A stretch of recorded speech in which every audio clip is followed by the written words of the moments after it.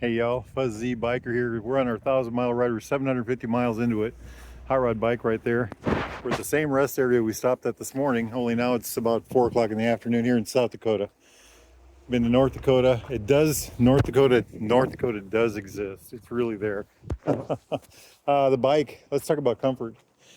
That's the big thing I haven't talked about yet. And after 750 miles of sitting on this thing, I think I can give you some clues.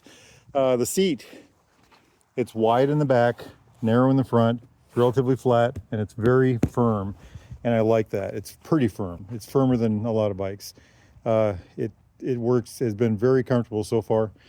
When this wears out, and I do always wear them out, I'll get a firmer seat, the touring seat, I suppose, and we'll see where that goes. Something I was very worried about was the leg triangle here, where the knee comes and then it goes down to the foot. I think this is a very tight space, at least it is for me.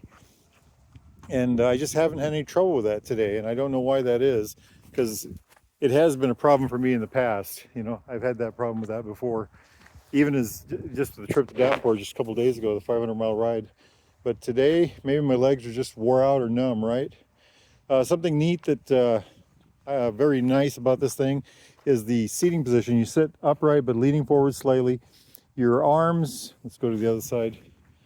When I'm sitting on the bike, from my hand to my elbow is almost level with the ground, slightly uphill. And so it's a very relaxed seating position. I'm not reaching to the bars. You know, they're kind of in the right spot. And that makes the long ride very good. It's also good for the, with the uses of this bike, like ADVing and off-roading. You know, it makes it, it works well for that kind of thing. Been pretty happy with the whole darn thing. Very happy with it.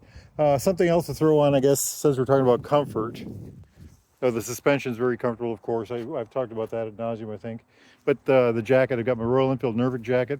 I started in Iowa, it was in the 60s. I got here, it was in the 50s, up all the way up to where we turned around. That was probably about 70 by the time I got there. I think right now it's about 72. And I've worn this Norfolk jacket the whole time, and it's been very comfortable. I've been able to open up the vents or close them as I need them. And it's waterproof. Of course, we have no rain today, but it's just worked well. And then the Neotech helmet, that's just been a joy. I was really worried about that because I've worn it on many 500 and 600 mile rides, but I've never done a 1,000-mile ride with it. And I was worried that it would just get to be too much.